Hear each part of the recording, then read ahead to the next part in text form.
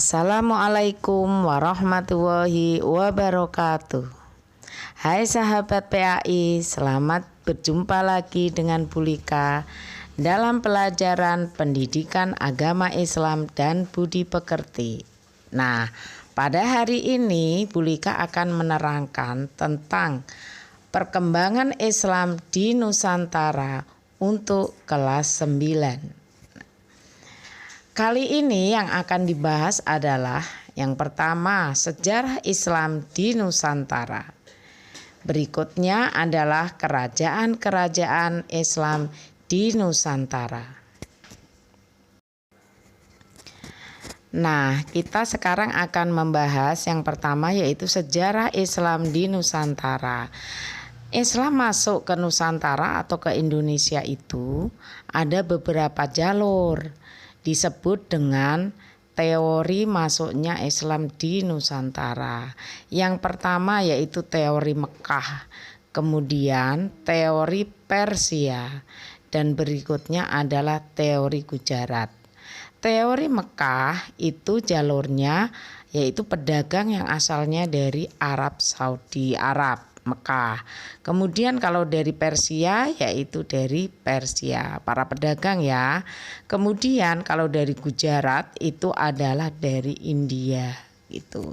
Nah, sekarang kita mengenal ini kalau di Indonesia ada namanya Wali Songo atau Wali Sembilan. Nah, yang pertama yaitu Wali Songo itu Sunan Gresik. Nah, berasal di Jawa Timur sana, Gresik. Kemudian Sunan Ampel, Ampel juga berasal di Jawa Timur. Kemudian Sunan Kudus, Sunan Kudus ada di Jawa Tengah. Berikutnya adalah nomor 4 Sunan Giri. Nah, Sunan Giri juga berada di Jawa Timur. Kemudian Sunan Gunung Jati, Sunan Gunung Jati itu ada di Cirebon. Nah, nomor 6 yaitu Sunan Kalijogo atau Sunan Kalijaga berada di Demak. Nah, atau Kadilangu. Nomor 7 yaitu Sunan Muria. Sunan Muria itu berada di wilayah Kudus karena beliau adalah putra dari Sunan Kudus. Tapi beliau itu mempunyai perguruan di Bukit Muria sana, makanya namanya Sunan Muria. Nah, berikutnya yaitu Sunan Bonang. Sunan Bonang juga berada di Jawa Timur. Yang terakhir yaitu Sunan Derajat. Nah, itu tadi adalah Wali Songo. Nah, sekarang kita lihat peran Wali Songo. Peran Wali Songo itu adalah peran Wali Songo dan ulama sengaja untuk berdakwah, mengajar dan mendirikan pesantren. Melalui pendidikan, proses penyebaran Islam lebih cepat dan berhasil. Peran ulama dan para wali sangat penting dalam proses penyebaran Islam, terutama di lingkungan pedalaman yang masih menganut kepercayaan lama, sehingga memeluk agama Islam. Kepercayaan lama di sini ada animisme, dinamisme, Hindu dan Buddha ya. Nah, kemudian faktor pendukungnya apa sih? Yaitu faktor pendukungnya perdagangan, politik, pendidikan, pernikahan dan kesenian. Nah, sekarang kita bahas tentang kerajaan-kerajaan Islam di Nusantara. Apa saja sih? Yang pertama yaitu Kerajaan Samudra Pasai. Yang kedua Kerajaan Aceh. Yang ketiga Kerajaan Demak. Yang keempat Kerajaan Pajang. Yang kelima Kerajaan Mataram. Yang keenam Kerajaan Cirebon. Yang ketujuh Kerajaan Banten. Yang kedelapan Kerajaan Banjar. Yang kesembilan Kerajaan Goa Talo.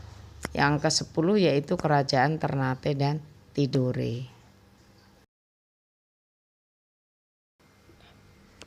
Nah, sekarang kita bahas tentang peran kerajaan-kerajaan dalam perkembangan Islam di Nusantara. Yang pertama yaitu mengenalkan ajaran Islam kepada penduduk di wilayah kerajaan. Yang kedua yaitu memudahkan transaksi perdagangan dengan para pedagang dari kawasan Timur Tengah. Yang kedua yaitu mengubah budaya upeti yang dimana telah banyak digunakan di zaman kerajaan sebelumnya. Yang terakhir yaitu menciptakan tata kehidupan baru yang lebih sesuai dengan apa yang ada di ajaran Islam.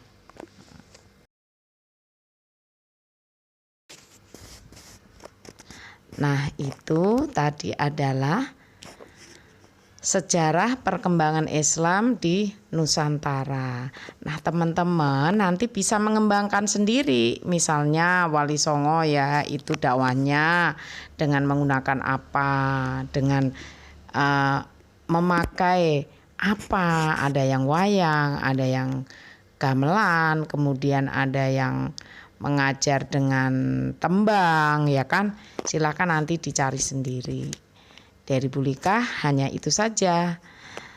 Sampai berjumpa di bab yang lain. Oke, sahabat PAI. Semoga bermanfaat. Wabillahi taufiq wal hidayah. Wassalamualaikum warahmatullahi wabarakatuh.